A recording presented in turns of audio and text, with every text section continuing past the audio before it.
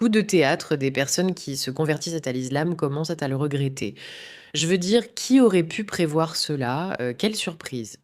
Les personnes qui rejoignent les sectes islamistes n'aiment pas vraiment ça, pour ensuite découvrir que lorsqu'elles essaient de partir, elles ne le peuvent pas parce qu'elles sont considérées comme des infidèles et donc, vous voyez, aujourd'hui, cela prêterait à rire. Honnêtement, ceux qui se convertissent et sont assez stupides pour croire leur propagande folle le méritent un peu, dans une certaine mesure. Mais en même temps, il y a une énorme opération en cours pour essayer de convertir de plus en plus de jeunes. Je veux dire, regardez ce petit enfant, littéralement un enfant qui a l'air bon, quand je suis arrivée ici pour la première fois, tu étais très heureux, super heureux de traverser cette conversion. Je veux vous montrer aujourd'hui les réactions de certains islamistes qui réalisent qu'ils ne peuvent pas échapper à ce problème où ils se sont retrouvés, alors qu'on devait les accueillir à bras ouverts, mais on leur mentait. Quelle surprise! Bienvenue dans la Résistance, je suis Meraka, votre animatrice. Assurez-vous d'appuyer sur le bouton d'abonnement pour soutenir cette vidéo, pour la partager, vous savez, pour faire ce qu'il faut, parce que maintenant, vous faites partie d'un mouvement de résistance. Et les amis, nous avons une annonce super, méga excitante qui arrive. Vous l'avez demandé et maintenant ça va être lancé, alors gardez l'œil ouvert. Mais assez parlé de ça, passons aux vidéos de personnes qui réalisent vraiment qu'elles ont fait une erreur. On commence par Ma mosquée m'a menti. 2023 a été difficile. J'ai découvert que tout ce que ma mosquée m'avait appris était faux. Voilà ce qui s'est passé. Avant de devenir musulman, j'ai fait des mois de recherche sur la vie du prophète. Je lisais le Coran, je visitais la mosquée. J'ai discuté avec de nombreux frères musulmans qui m'ont appris la religion. J'ai aussi voyagé dans des pays musulmans et adoré le mode de vie islamique. Et à ce moment-là, l'islam semblait parfait. Il n'y avait rien à ajouter ou à enlever. Petite info, ça ne va pas continuer comme ça. C'est ce que je croyais. Plus tard, j'ai compris que tout ce qu'on m'avait appris sur l'islam était faux. On m'a appris que le prophète n'avait laissé aucune instruction sur qui devait diriger après lui. Mais dis-moi comment Abu Bakr peut nommer Omar et Omar peut nommer Othman. Mais le prophète qui a fondé la religion ne nomme personne. Ça n'a aucun sens pour moi. Un jour, je faisais défiler TikTok et je suis tombé sur cet homme, Abdallah Hashim, qui prétendait être mentionné dans le testament du prophète Mohammed. Avant que tu dises qu'il n'a pas laissé de testament, le voilà. Et ensuite, j'ai découvert qu'Ali avait été désigné comme successeur après le prophète et que le califat avait été volé par Abu Bakr et Omar. Alors je retourne à la mosquée et je leur pose la question. Je leur dis, hé, c'est quoi cette histoire? Est-ce que c'est vrai? Qu'est-ce qui se passe? Ils ont juste tourné autour du pot. Ils n'avaient pas de vraie réponse. Je veux dire, quelle surprise! Qui aurait cru qu'un groupe de personnes qui disent publiquement qu'ils peuvent simplement mentir, pratiquer la taquilla, mentiraient aussi en interne? Je veux dire, penser qu'il y a des incohérences logiques, franchement, comment est-ce possible? Donc, les mêmes personnes qui m'ont enseigné la religion n'avaient aucune réponse à ma question. Qui était parce que s'ils posaient les questions. Ils sont censés diriger après la mort du prophète. J'ai une opportunité gratuite vraiment géniale pour toi si l'IA te fait flipper comme moi. Parce que si tu l'utilises encore comme on utilise Google, tu devrais savoir ça. Claude n'est pas un chatbot. Ainsi, les gens créent le futur d'Internet, automatisent leur semaine et réalisent en quelques heures des projets qui demandaient autrefois une équipe entière. Je sais que ça va changer ma vie et que je pourrais devenir experte sans expérience, mais ça fait peur. Cette peur ne nous sert plus à rien, alors tu dois absolument découvrir l'atelier pour maîtriser l'IA Claude.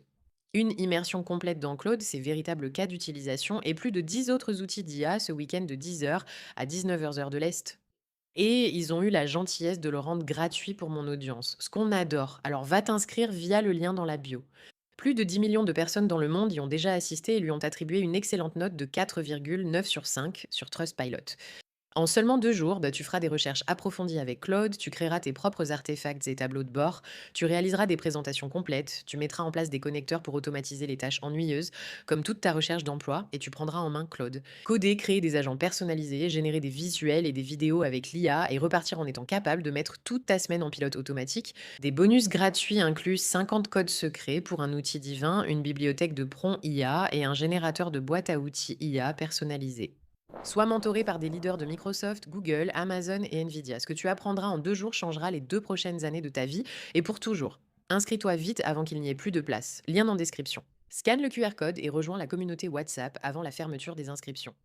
Dans la série d'aujourd'hui, oh, ne sois pas idiote et ne te convertis pas à une religion qui va juste, regardons cette jeune fille merveilleuse, mais vraiment agaçante. Quand je dis agaçante, tu vas vite comprendre pourquoi. Les gens rendent le fait d'être musulmane une expérience viscéralement désagréable. Au fait, ce sont des gens comme toi qui sont le problème, pas les femmes, tu sais, pas elles. Elles ne sont pas le problème ici. J'étais tellement enthousiaste quand j'ai découvert l'islam pour la première fois, le réconfort que j'ai trouvé dans la prière. La joie, j'ai vraiment cru que c'était une blague. Genre, est-ce que les gens vraiment mon Dieu. Je pensais qu'on se moquait de l'Amérique ainsi, mais on ne parle pas vraiment comme ça.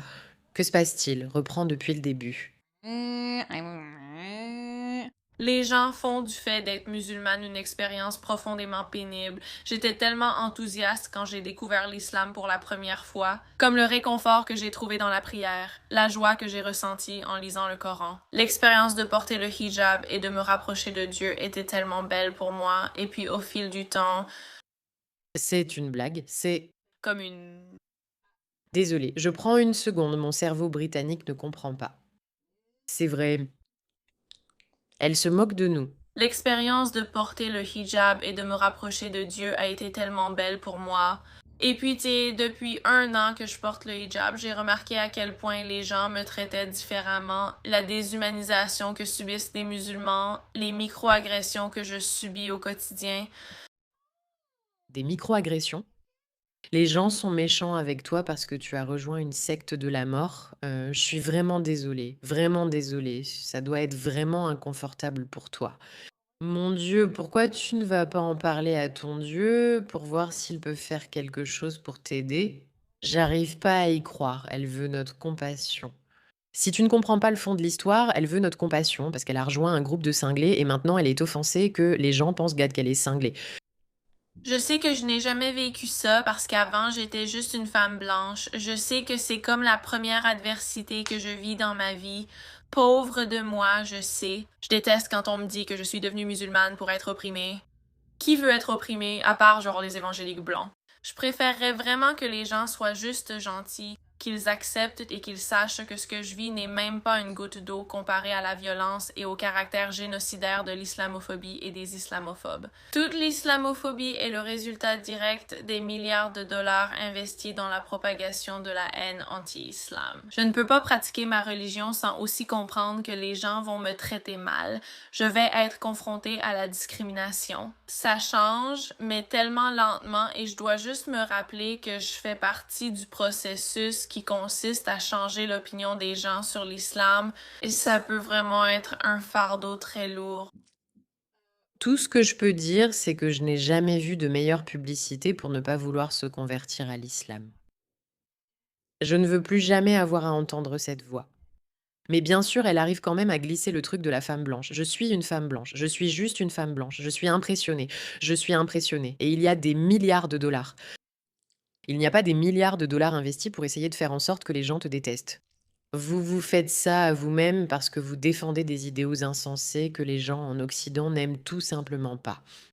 Je veux dire, croyez-le ou non, mais certaines personnes soutiennent réellement les droits des femmes et n'ont pas besoin de milliards de dollars pour les pousser à détester ceux qui ne soutiennent pas les droits des femmes. Certaines personnes aiment vraiment les enfants et n'ont donc pas besoin d'être payées des milliards pour les protéger. Certaines personnes refusent de l'idée du terrorisme, du djihad ou d'être persécutées comme infidèles. Certaines personnes aimeraient porter ce qu'elles veulent sans qu'un homme habillé en imam leur dise qu'elles vont être punies pour avoir osé porter ce qu'elles souhaitent. Certains hommes aimeraient faire remettre en question la religion sans qu'on leur dise qu'ils doivent en fait maintenant aller chercher 72 chèvres. Certaines personnes aiment vraiment l'idée de la liberté et cela n'a rien à voir avec des milliards de dollars de propagande. Si vous ne vouliez pas que les gens vous détestent, peut-être que vous devriez essayer de croire en quelque chose qui ne met pas les gens un peu mal à l'aise, au fond d'eux-mêmes. Comme un mouvement politique qui prétend être une religion et qui essaie littéralement de prendre le contrôle partout où il va, et il le fait non seulement par la conversion, mais aussi par une violence bien réelle. Peut-être que si vous faisiez cela, vous pourriez vous retrouver dans une situation où les gens ne seraient pas dérangés par votre hijab. Merci de votre attention à ce sujet.